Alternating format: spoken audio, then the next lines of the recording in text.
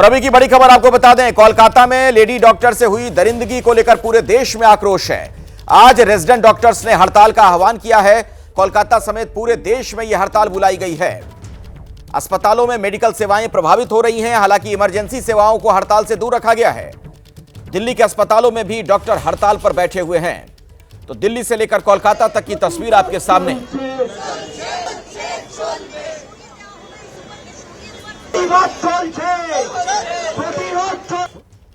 तो दिल्ली से मदीहा हमारे साथ मौजूद हैं, अर्णव मुखर्जी भी हमारे साथ कोलकाता से मौजूद हैं। पहले अर्णव, आप ही के पास आना चाहूंगा और जरा आप वहां पर दिखाइए अभी क्या हालात आप देख पा रहे हैं अस्पताल में, क्या कह रहे हैं लोग और मरीजों पर सबसे ज्यादा जो असर पड़ा उसकी क्या तस्वीर देखने को मिल रही है।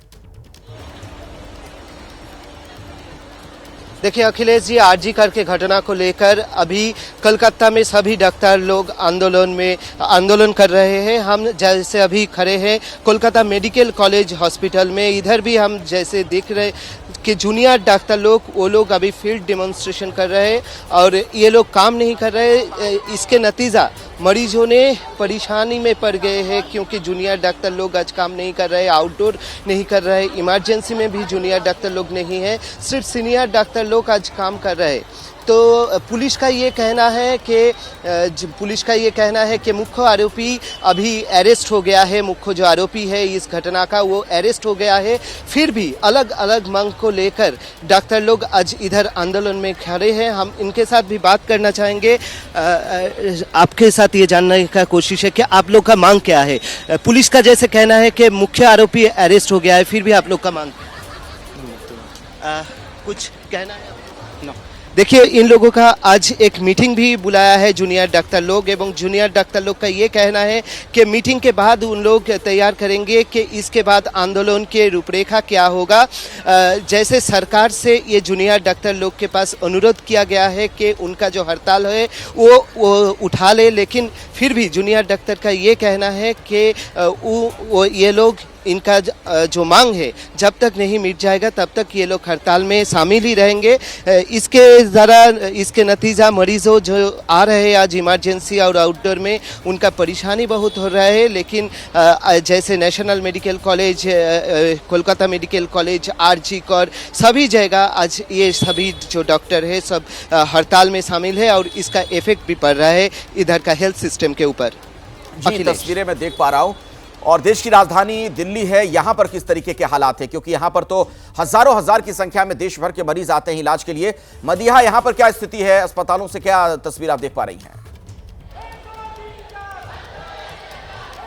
देखिए मैं बता दूं कि अस्पताल में क्योंकि रेसिडेंट डॉक्टर्स जो है वो हड़ताल पर जा चुके हैं, तो वो रेसिडेंट डॉक्टर होते हैं जिनके ऊपर अस्पताल का बहुत ज़्यादा बोझ होता है, जिम्मेदारी कह लीजिए, जिम्मेदारी होती है, और वो सब अब हड़ताल पे जा चुके हैं। आप देखिए लगातार जो रेसिडेंट डॉक्टर्स हैं उनकी संख्या यहाँ बढ़ती हुई दिख रही है। आरएमएल की ये तस्वीरें हैं, लेकिन इसके अलावा दिल्ली के एम्स में भी बहुत बड़ी संख्या में रेसिडेंट डॉक्टर जो है वो इकट्ठा हो गए हैं। वहाँ पर भी वहाँ की भी तस्वीरें आ रही है, वहाँ पर भी हड़ताल जो है वो शुरू हो चुकी है। उसके अलावा जीटीबी अस्पताल दिल्ली का वहाँ पर स्ट्राइक शुरू हो चुकी है। लेडी हार्डिंग अस्पताल दिल्ली का वहाँ स्ट्राइक शुरू हो चुकी है। सफदरजंग में भी ये प्रोटेस्ट शुरू हो चुका है। और अब आप ये सोचिए, जब इतनी बड़ी संख्या में रेसिडेंट डॉक्टर्स देश भर के अलग अलग अस्पतालों में हड़ताल पे चले जाएंगे और मांगे जो है इनकी उसको लेकर, तो जाहिर सी बात है मरीजों पर असर इसका होना लाजमी है। अभी फिलहाल जो अस्पताल प्रशासन है उनकी तरफ से लगातार सर्कुलर्स, लेटर्स आ रहे हैं जिसमें यह कहा गया है कि जो फैकल्टी है, एचओडीज है, वो अब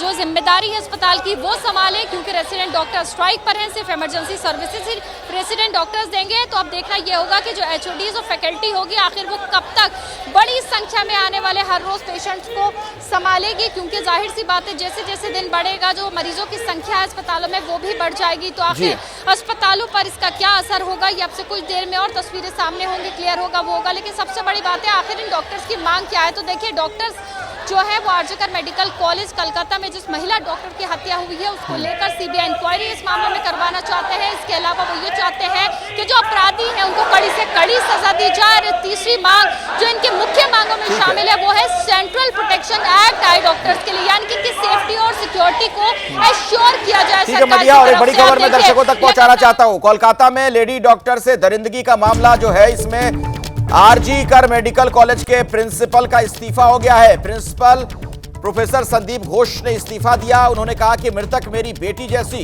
किसी के साथ भी ऐसा ना हो। तो प्रोफेसर संदीप घोष को इस्तीफा देना पड़ा है।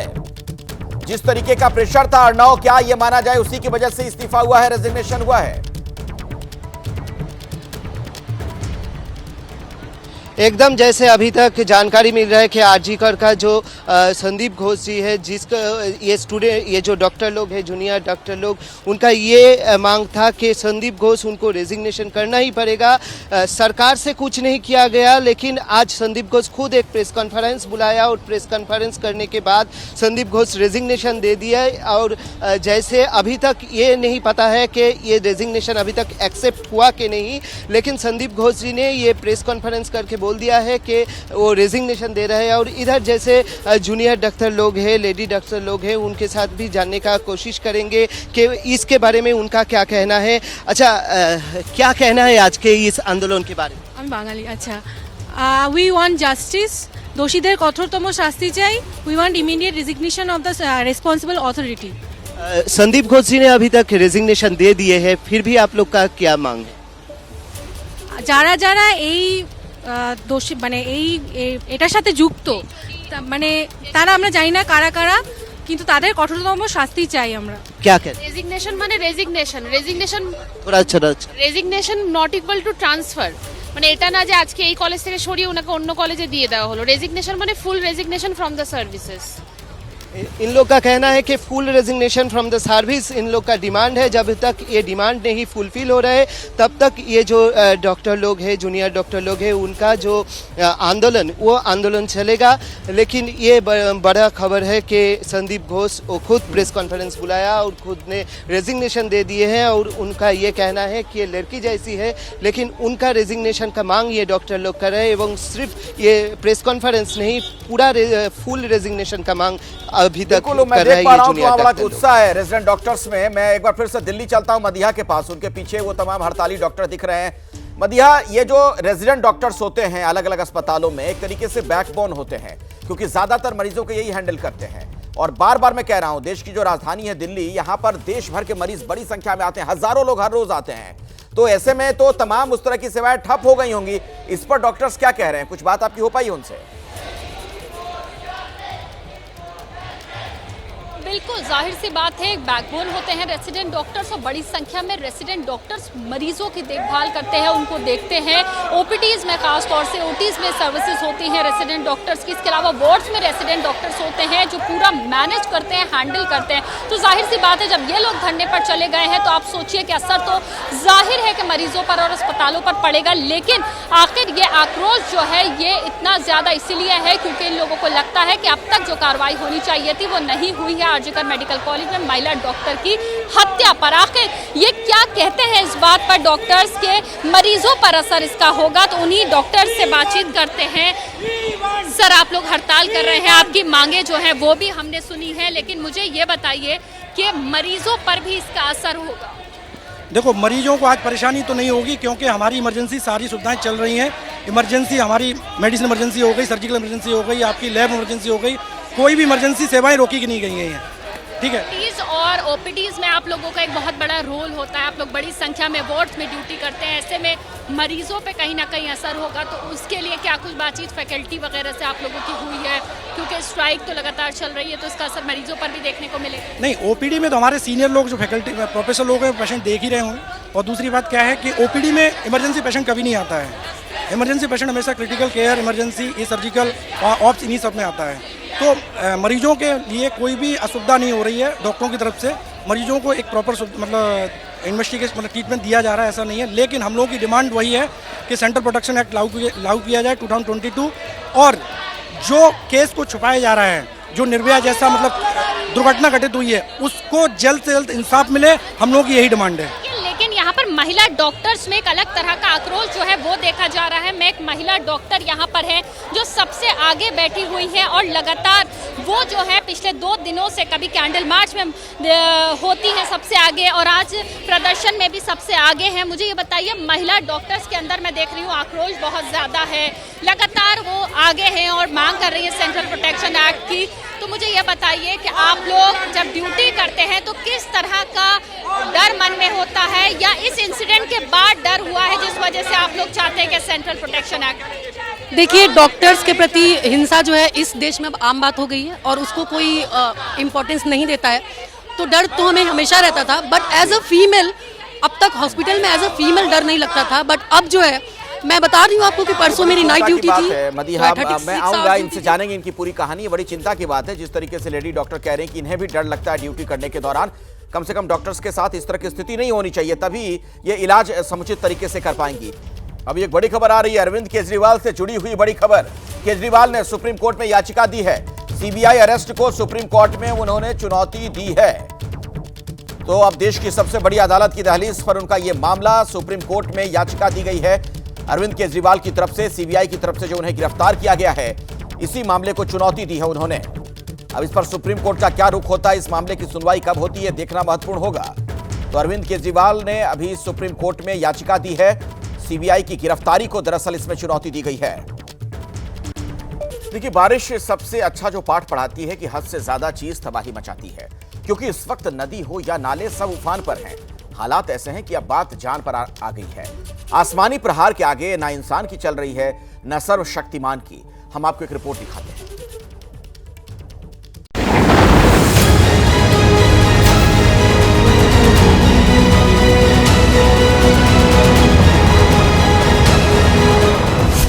आसमान से बारिश नहीं आफत बरस रही है।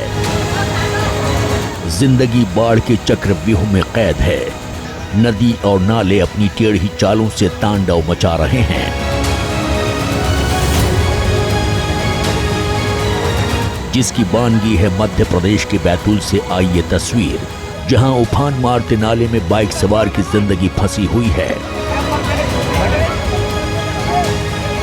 दरअसल ये शख्स बिना रेलिंग की पुलिया से जा रहा था, तभी इसका संतुलन बिगड़ा और ये अपनी बाइक के साथ नाले में जा गिरा। जिसके बाद मौके पर पहुंचे लोगों ने रस्सी से इसे निकालने की कोशिश की, लेकिन इसे अपनी जान से ज्यादा प्यारी अपनी बाइक है। तस्वीरों में देख सकते हैं कि कैसे खुद को बचाने से पहले बाइक को बचाने में लगा है। वो तो गनीमत रही कि वहां बड़ी संख्या में लोग थे जो रस्सी की मदद से पहले इसे बाहर निकालते हैं और फिर इसकी बाइक को भी खींच लेते हैं।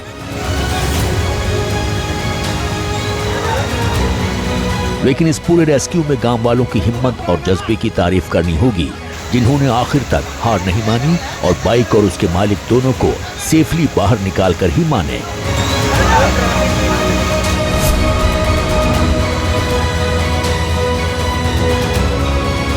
दरअसल मध्य प्रदेश में लगातार मूसलाधार बारिश हो रही है, जो उन इलाकों के लिए खतरा बन गई है जहां बाढ़ का पानी आसानी से भर जाता है या फिर गांव को शहर से जोड़ने वाली पुलियों को अपनी आगोश में ले लेता है।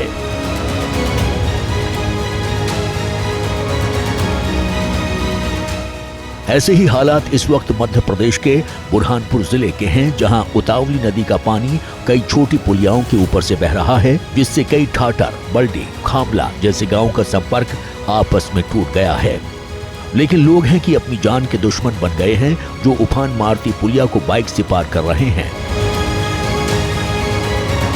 तस्वीरों में देख सकते हैं चारों तरफ पानी है, अगर थोड़ा भी बहाव तेज हुआ तो जान पर बन सकती है। इन लोगों का कुछ स्थानीय लोगों ने वीडियो भी बनाया और इनसे पुलिया पार करने का कारण भी पूछा।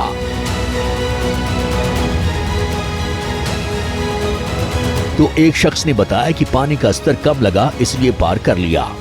बताओ शकील भाई, इतनी जल्दी क्या थी जो आपने पानी कम हो गया था ना, अगर कोई हादसा हो जाता तो? सर पानी कम हो गया था। तो कुछ कहना चाहेंगे शासन प्रशासन को पानी के बारे में? कहेंगे अपने हाथ में थोड़ी है वो पानी नहीं। लेकिन कई बार ऐसे ही बड़ा हादसा हो जाता है। ऐसी कई तस्वीरें हर साल बारिश के सीजन में आती हैं, जिसमें बाइक ही नहीं कार और बसें भी बह जाती हैं। कुदरत की मार से सबसे बुरा हाल हिमाचल का है, जहां हर रात खौफ में बीत रही है। कहीं चट्टान दरक रही है तो कहीं मकान। ये तस्वीर हिमाचल के सिरमौर की है। मार्कंड ऋषि के मंदिर के साथ बना हनुमान मंदिर अचानक नदी के तेज बहाव की चपेट में आ गया और देखते ही देखते पूरा मंदिर मारकंडा नदी में समा गया। जिसने इस दृश्य को अपनी आंखों से देखा वो विश्वास नहीं कर पाया, क्योंकि कुछ सेकंड्स पहले जहां मंदिर था वहां अब सिर्फ उसका मलबा बचा है। मंदिर का ज्यादातर हिस्सा नदी में बह गया है।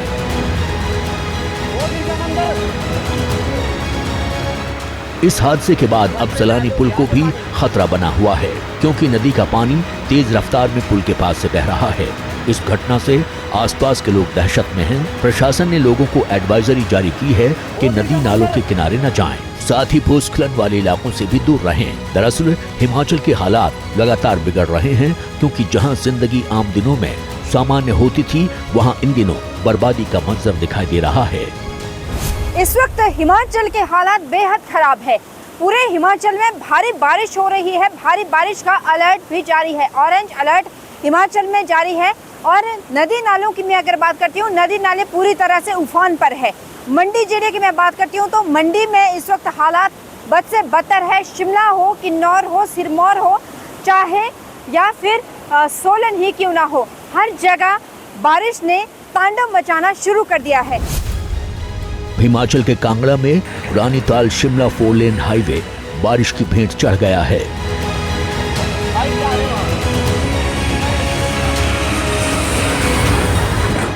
तस्वीरों में देख सकते हैं कि रात भर हुई बारिश के बाद जब आंख खुली तो 4 लेन हाईवे की दिशा और दशा बिगड़ चुकी थी। हाईवे का एक बड़ा हिस्सा नदी में बह गया तो कई जगह बड़ी बड़ी दरारें पड़ गई।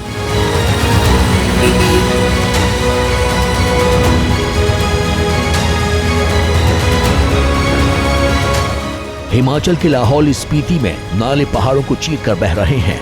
तस्वीरों में देख सकते हैं कि पहाड़ पर बड़ी तेजी से पानी अपने साथ सब कुछ बहाते हुए जा रहा है। इस वक्त हिमाचल में करीब करीब हर जिले के हालात ऐसे ही हैं। ऐसे में नदी नाले और पहाड़ों से दूर रहने में ही भलाई है, क्योंकि हिमाचल में जिंदगी बचाने की लड़ाई है।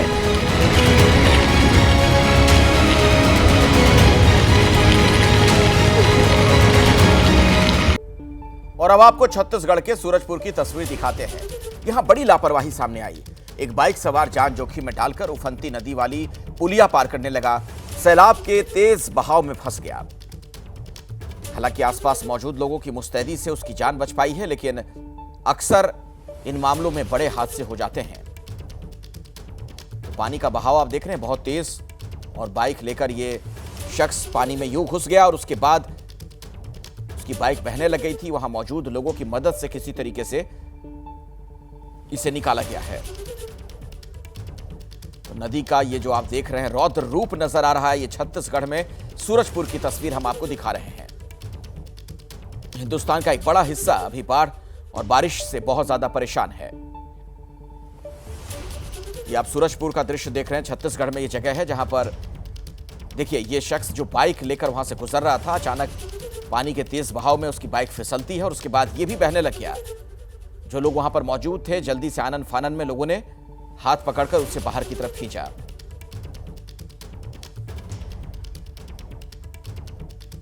इन तस्वीरों में आप देख पा रहे हैं किस तरीके से इस शख्स को बाहर निकाला गया है, वरना कोई दुर्घटना भी हो सकती थी। और कई ऐसे मामले अक्सर आप देखते हैं सोशल मीडिया पर, जो वीडियो देखते होंगे उसमें कुछ लोग इसी तरीके से उफनते नाले को पार करने का प्रयास करते हैं, नदियों को पार करने का प्रयास करते हैं और दुर्घटनाग्रस्त हो जाते हैं। किसी तरीके का हादसा हो जाता है, कईयों की जान चली जाती है। तो ऐसे जोखिम से लोगों को बचना चाहिए। अब आपको हरिद्वार में गंगा का रौद्र रूप दिखाते हैं, जो कि एक तरीके से अलार्म बजा रहा है। रुद्रप्रयाग में पहाड़ जानलेवा हो गए। हिमाचल का ऊना हो या बिहार का खगड़िया, हर जगह पानी का कोहराम है। कहीं कार बह गई, कहीं नाव ही पलट गई।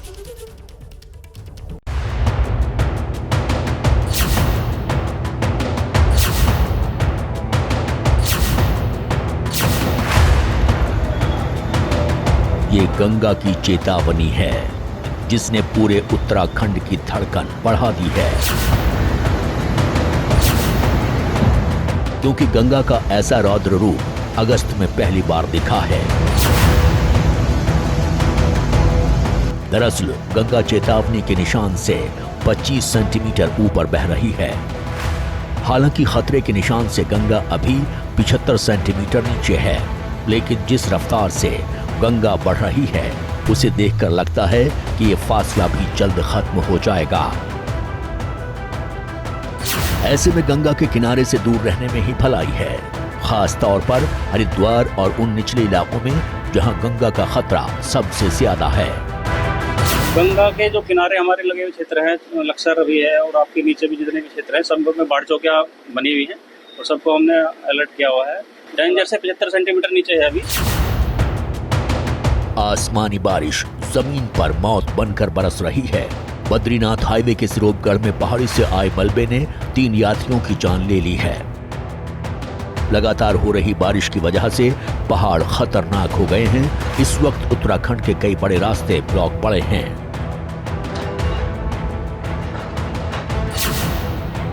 बारिश उस वक्त काल बन गई जब हिमाचल के ऊना जिले के देहला गांव से पंजाब जा रही एक गाड़ी के जंजों में खड्ड के तेज बहाव में बह गई।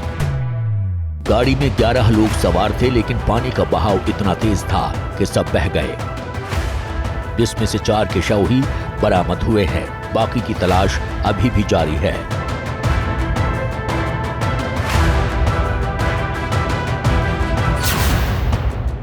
राजस्थान के बांसवाड़ा में सेल्फी ने एक बीएससी नर्सिंग में पढ़ने वाले छात्र की जान ले ली, जो अपने दोस्तों के साथ पिकनिक मनाने शहर से कुछ दूर कड़ेलिया झरने पर गया था, जहां सेल्फी लेने के चक्कर में पैर फिसला और युवक पानी में डूब गया। बिहार के खगड़िया में बागमती नदी तांडव मचाए हुए है, जहां नाव पलटने से हड़कंप मच गया। नाव में 15 लोग सवार थे, जिसमें से 13 को निकाल लिया गया, लेकिन 2 लोग अभी भी लापता हैं। नाव खुला और जाते हुए वहाँ पर पोल है बीच में, एक नदी के बीच में, वही पोल में टकराया और आदमी उलट पुलट हो गया। 2 आदमी जो है लापता, एक बलकुंडा का है लड़का और खिरनिया ग्राम की एक औरत है, लेडीज है। 15 के आसपास लोग थे, 15 से 20 की संख्या बताई जा रही है। बाकी लोग सारे लोग निकल गए हैं, 2 बॉडी अभी मिसिंग दिख रही है। ये लोग परवल के लिए खेती करते थे, तो डेली वहीं अप डाउन करते थे, तो वही परवल तोड़ने वगैरह जा रहे थे लोग। दरअसल ये नाव नदी की तेज धारा में बिजली के खंभे से टकरा गई थी। टक्कर इतनी तेज थी कि नाव पूरी तरह से पलट गई। नाव पलटते ही सभी लोग नदी में डूबने लगे। हालांकि कुछ लोगों ने तैरकर अपनी जान बचा ली और कुछ को स्थानीय लोगों ने बाहर निकाला। वहीं 2 लोगों की तलाश में एसडीआरएफ की टीम लगी है, लेकिन अभी तक कोई खबर नहीं मिली है। देश के कुछ और हिस्सों की तस्वीरें भी आपको हम दिखाते हैं। अलग अलग तस्वीरें आप देखेंगे किस तरीके के हालात यहां पर बने हुए हैं। जयपुर से लेकर अंबाला हो या फिर धर्मशाला हिमाचल प्रदेश में, नाहन की तस्वीर भी आपके सामने है, कटिहार बिहार में, और खगड़िया की स्थिति भी देखिए जरा, वहां पर किस तरीके से नाव चलती हुई नजर आई। मुरैना मध्य प्रदेश में और इसके अलावा उत्तराखंड के हरिद्वार की तस्वीरें भी हम आपको दिखा रहे हैं। तो अलग अलग जगहों पर नदियां उफान पर, और इसकी वजह से जो लोगों की जिंदगी है बहुत ज्यादा प्रभावित इससे हुई है, उनकी रोजमर्रा की जिंदगी। और सबसे बड़ा सवाल है, कई जगहों पर तो लोगों के सामने अब खाने पीने की दिक्कतें आ रही हैं, क्योंकि घर बार उनके पानी में डूब चुके हैं, सामान बर्बाद हो चुका है। ये अलग अलग तस्वीरें जो आप देख रहे हैं, जयपुर से भी थोड़ी देर पहले तस्वीर सामने आई थी, जो कि राजस्थान की राजधानी है। यहां पर भी सड़कों पर एक तरीके से पानी का कब्जा हो गया। तो देश के कई हिस्सों में बाढ़ और बारिश का सितम है। राजस्थान के कई जिलों में बारिश की सूचना हमें मिल रही है। जयपुर में भी मूसलाधार बारिश से हालात बहुत बिगड़ चले हैं। कई इलाकों में जलभराव हो गया है, स्कूलों में छुट्टियां घोषित कर दी गई हैं। ये आप देख रहे हैं जयपुर, जिसे हम पिंक सिटी भी कहते हैं, उसका हाल आपके सामने। सड़कों पर जलभराव है और कमोबेश अपने देश में जितने भी बड़े शहर हैं तथा कथित तौर पर जो स्मार्ट सिटी हैं, वो सबसे ज्यादा बुरे हाल से गुजर रहे हैं। जल निकासी की कोई व्यवस्था नहीं, ड्रेनेज सिस्टम पूरी तरीके से ठप, और आलम यह है कि थोड़ी सी बारिश होती है और उसके बाद सड़कों पर दरिया बह निकलती है। यह जयपुर का दृश्य आपके सामने है। तो आसमानी दहाड़ से आप देखिए किस तरीके से लोग परेशान हैं। और अब अगली खबर, हिंडनबर्ग रिपोर्ट को लेकर सियासत गर्म है। बीजेपी सांसद कंगना रनौत ने राहुल गांधी पर वार किया। कंगना ने राहुल को सबसे खतरनाक इंसान बता दिया। उन्होंने लिखा कि राहुल देश को बर्बाद कर सकते हैं, देश की सुरक्षा, अर्थव्यवस्था से खिलवाड़ कर रहे हैं। तो हिंडनबर्ग रिपोर्ट को लेकर राहुल गांधी ने कई गंभीर आरोप लगाए थे और इसी पर कंगना का यह पलटवार। मंडी से बीजेपी की नवनिर्वाचित सांसद हैं और देखिए किस तरीके से उन्होंने राहुल गांधी पर हमला किया है। ये तमाम बातें उन्होंने लिखी हैं सोशल मीडिया हैंडल पर। उन्होंने कहा कि राहुल गांधी देश को बर्बाद कर सकते हैं, देश की सुरक्षा, अर्थव्यवस्था से खिलवाड़ कर रहे हैं। तो एक बड़ा पोस्ट उन्होंने लिखा है जिसमें उन्होंने राहुल गांधी पर गंभीर आरोप लगाते हुए कहा कि ये खतरनाक व्यक्ति हैं। राहुल गांधी के आरोपों पर एनडीए का पलटवार। केंद्रीय मंत्री रामदास आठवले ने साधा निशाना। राहुल और हिंडनबर्ग एक ही माला की मणि, आठवले ने यह बयान दिया। सब मिले हुए हैं, इनका काम आरोप लगाना है। बार बार आरोप लगाना राहुल की आदत हो चुकी है। तो रामदास आठवले ने यह बात कही। रामदास अठावले जी हैं, सेबी पर सवाल उठ रहे हैं, अदानी अंबानी पर हिंडनबर्ग की रिपोर्ट में सवाल उठे हैं, क्या कहेंगे आप? मुझे लगता है कि हिंडनबर्ग ने जो भी मतलब कोई आरोप लगाए हैं उसके संबंध में सेबी ने मतलब अदानी कंपनी को प्रोटेक्ट किया है, इसी तरह की मतलब कंप्लेंट है। लेकिन सुप्रीम कोर्ट ने जब इसकी जांच हुई थी तो सुप्रीम कोर्ट ने वो पूरे आरोप मतलब खारिज किए हैं और अदानी ग्रुप ने भी पूरे प्रूफ देकर बताया कि भाई इसमें कोई गलती हमने नहीं की है। लेकिन कांग्रेस पार्टी की तरफ से, राहुल गांधी की तरफ से बार बार आरोप लगाए जाते हैं और इसीलिए मुझे लगता है कि आरोप लगाना उनकी आदत है। लेकिन जो इंक्वायरी करे और सरकार का उससे कोई संबंध नहीं है। लेकिन जो भी सुप्रीम कोर्ट ने इसे फैसला दे दिया है कि भाई उसमें कोई गलत नहीं हुआ है। लेकिन अब जिस तरह से विपक्ष राजनीति कर रहा है, सेबी की भूमिका पर सवाल उठ रहे हैं कि सेबी ने इसीलिए सवाल नहीं किए कई उद्योगपतियों से देश में, उसको कैसे देखते हैं आप? मुझे लगता है कि सेबी पर आरोप लगाया है, लेकिन वही बात सुप्रीम कोर्ट में चर्चा में आई थी और सुप्रीम कोर्ट ने बोला है कि भाई इसमें कोई गलती नहीं हुई है, इसमें सेबी की भी गलती नहीं है, अदानी ग्रुप की कोई गलती नहीं है। लेकिन हिंडनबर्ग ने जो भी आरोप लगाए उस पर सुप्रीम कोर्ट में पूरी चर्चा हुई है। पिछली बार जब हिंडनबर्ग ने आरोप लगाए थे, उन्होंने 100 से 1000 करोड़ रुपए अपनी शॉर्ट सेलिंग के जरिए कमाए थे इस तरह की रिपोर्ट को जारी करने के बाद। कैसे देखते हैं आप इसको? मुझे लगता है कि इसी तरह के आरोप लगाने की भूमिका कुछ लोग हमेशा करते रहते हैं। हिंडनबर्ग और कांग्रेस पार्टी और राहुल गांधी एक ही माला की मणि है, तो मतलब ये आरोप लगाते रहते हैं। लेकिन सुप्रीम कोर्ट ने इसके संबंध में जांच हुई है और इसका सरकार से कोई संबंध नहीं है। अदानी कंपनी स्वतंत्र कंपनी है, उन्होंने अगर कुछ गलत किया होगा तो इसकी इंक्वायरी भी होनी चाहिए। लेकिन सुप्रीम कोर्ट में जब ये विषय आया था तो सुप्रीम कोर्ट ने बोला कि भाई इसमें कोई गलती नहीं है, ना सेबी की गलती है ना और किसी की अदानी कंपनी की गलती है। इसलिए मुझे लगता है कि इस आरोप में बिल्कुल तथ्य नहीं है। तो हिंडनबर्ग हो या फिर राहुल गांधी हो, एक ही माला की मणि है। ये रामदास आठवले का बयान आपने सुना। हिंडनबर्ग की रिपोर्ट के बाद देश में सियासी वार पलटवार जारी है। इंडिया गठबंधन इस मामले में किस तरह से हमलावर है, आपको कुछ बयान सुनवा देते हैं।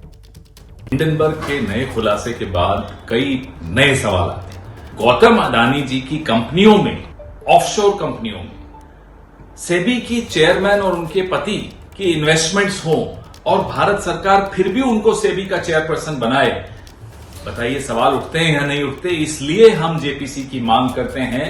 जेपीसी के बगैर इन सवालों के जवाब नहीं मिल सकते। स्पष्ट हो गया है कि जो खुद चेयरपर्सन है सेबी की, उनका भी नाम अभी शामिल हुआ है। सामने खबर आ रही है किस तरीके से क्विड प्रो को हुआ है।